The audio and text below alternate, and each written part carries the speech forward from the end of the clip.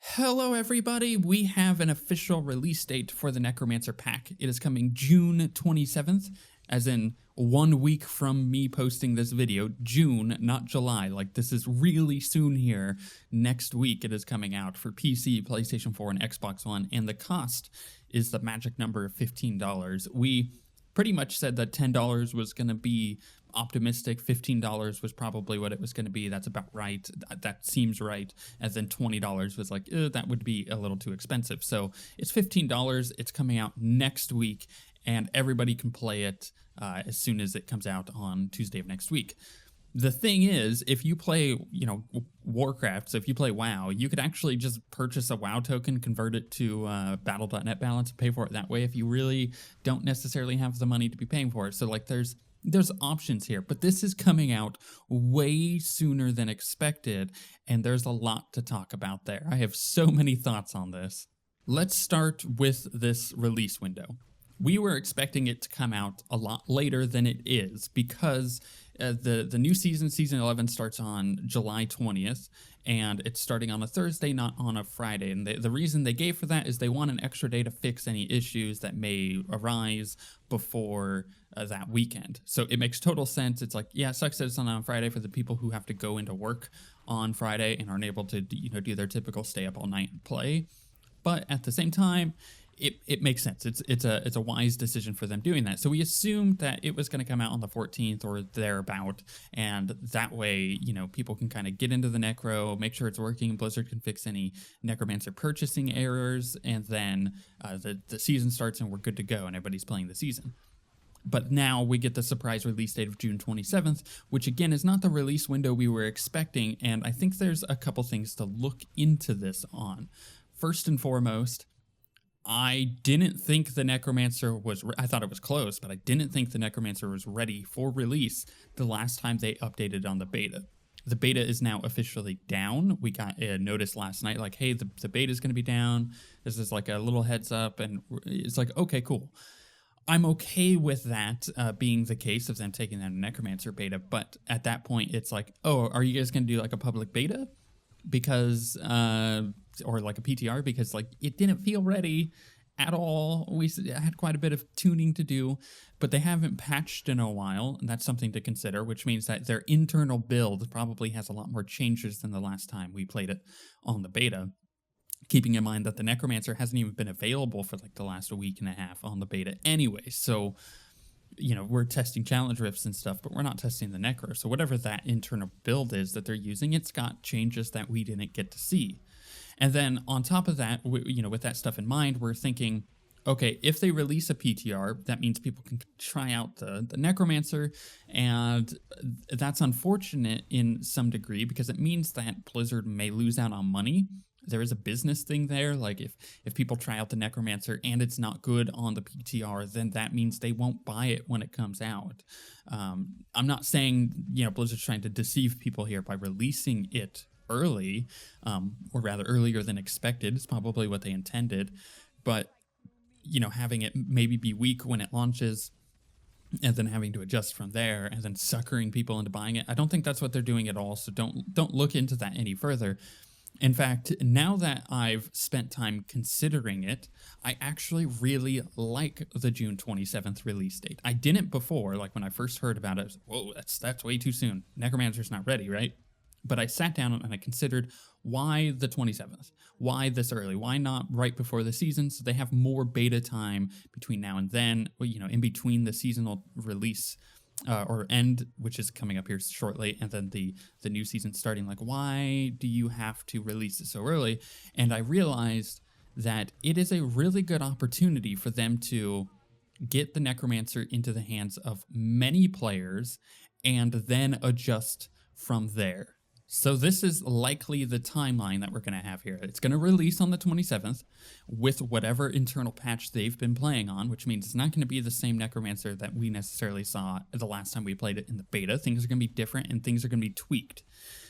And, all the balance will be kind of adjusted from there. But then we have a full month of playing it, or not full, but close to a full month of playing it with everybody touching it and providing their thoughts and let's call it aggressive criticisms, as will likely happen, and then they have plenty of time. They have several weeks to patch in between now and the start of the season to get it going in the direction that they want it for this new season. And I like that. I like that better than releasing a PTR and then testing it from there, because we've already been testing the beta. And then I like that better also because if they had just released it on the 14th, there is a very huge likelihood, I talked about this in all of my feedback videos, that once you get it into the hands of many players, as is normally the case with game design, someone is going to find something that is absolutely broken. And you know what? That releasing it on a Tuesday before a Thursday release of a season may not be enough time for them to fix something that is absolutely wrong. So this gives them enough time, in my opinion, more than enough time, to not only fix things like that, but also adjust balance before the start of the season and try to get as many of the sets within a competitive standing with each other than everything else. So, for example, the last time that we played the Necromancer in the beta, Rathma's was the go-to set. It was very, very powerful. It was by and large the one that could clear the highest, and it also competed with other classes as far as like Greater Rift clears. It was doing really, really well, and when you consider that as an option, like you have one set that is really, really good, and if you didn't change anything, if they had just left it the way it was, and then release the season, no patches between now and then, which, by the way, is highly unlikely. Let me be very clear with that.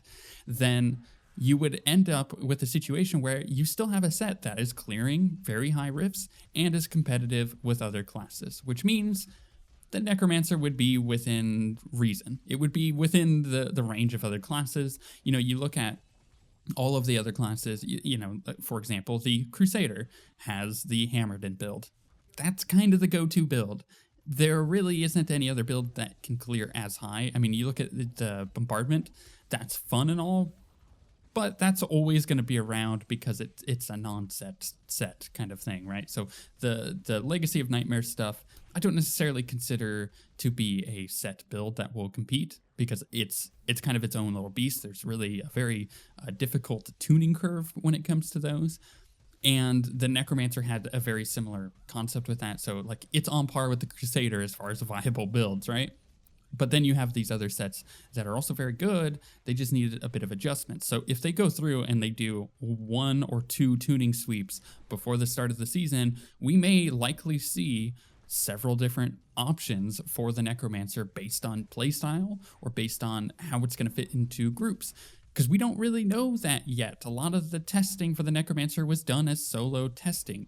And this is due to, you know, groups of players not necessarily being able to play with each other because they're not, you know, they're not friends. And you know, if you're playing Diablo, you typically have like a group of people that is your group. That's who you run with in 4-mans or 2-mans or 3, or however much you do when you play in group play.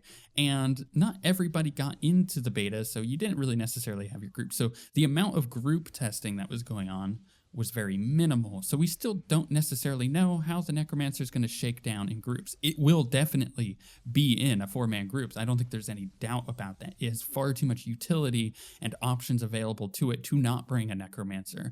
And I think that the Necromancer is also going to like massively change the meta as we know it, even though all of the other classes aren't receiving many, if any, changes at all.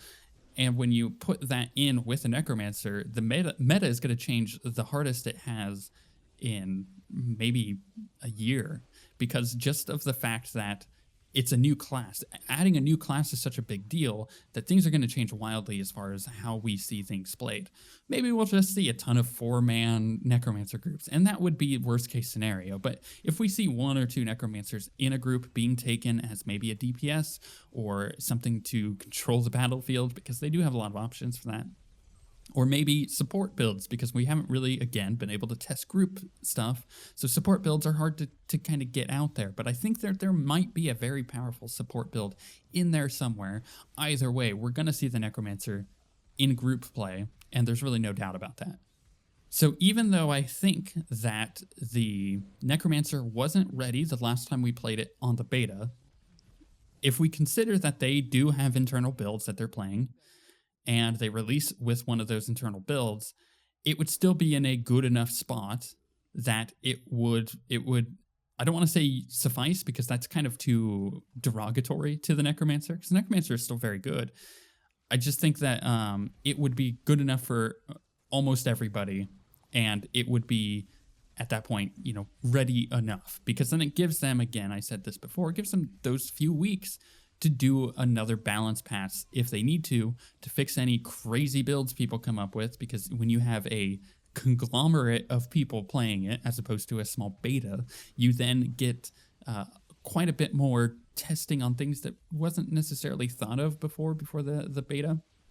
So it gives them opportunity to fix that kind of stuff, and I'm okay with that. So again, I don't think that it was ready when we saw it last in beta, but it was close enough that with whatever internal build they have, it probably will be ready. And the only reason I'm not, landing very solidly on it will totally be ready, it'll totally be good when it launches, is simply because I haven't played their internal build. So I may be kind of flip-floppy on it might be okay, it probably is going to be fine. But one thing I could say for certain is that through the course of the beta, with them listening to the feedback that we gave, that everybody else gave, and them making adjustments accordingly, it gives me, and this I can say for certain, it gives me full confidence in their ability to make sure that regardless of what happens at the start of the season, which is the point that matters, let's be very clear, releasing it on the 27th, awesome. But where they really need to nail it is on the 20th of July when that season starts. Make sure it's solid then. And I know that sounds kind of like, they're using the release as a public beta. Not necessarily, but it could be easily construed that way. So as long as they nail the launch of the season, then everything will be fine. And I have full confidence that they will be able to do that. So then the final discussion point here is it going to be worth the $15? From what I played in beta, if they had released that beta build into the wild, to me, and this is going to be completely different for each person, it was worth $20. So the fact that it's at $15, a good $15 price point, and they're releasing it much earlier than any of us expected, and it will likely be on a build that they had internally, and I trust their testers to, be able to figure this kind of stuff out, and also adjust based on the feedback we gave, then I do feel that absolutely it is worth the $20. And it will be absolutely worth it to pick it up on the 27th. One thing to consider, and this is a very important consideration individually, right? I can't make this choice based on you, is that are you able to wait later on into the month to get to the season? Because without the season, you're essentially just leveling up a Necromancer, playing it, getting used to it, which is really important. I think that's another good advantage to releasing the Necro earlier, is you get to get used to the build, you get to get used to all the skills, and you can start kind of testing things out on your own and finally getting to play it before the start of the season rather than jumping into the season fresh. But I do feel like there is a large contingent of people that will be completely happy, and also this is how they want to play it, is they want to start the season with a Necromancer fresh and go from there and learn it as they go within that. And I think that's completely fine, and I kind of like that idea. If I hadn't been in the beta and testing it heavily, I probably still would have picked it up on the 27th with its launch. But I think there would have been a massive temptation to wait until the start of the season because it's kind of the perfect time to go in fresh. So yes, I do believe that it's totally worth it to pick it up on the 27th. All of that said, regardless of the balance that happens, the Necromancer, number one, and primarily, was fun to play. And I think that releasing a new class, you need to nail that. And they did. And the balance can come very easily. I think the Necromancer was getting pretty close to balanced before. So regardless of whatever changes they make, it was still close enough that it's worth, playing in a season. Plus, you obviously get something new.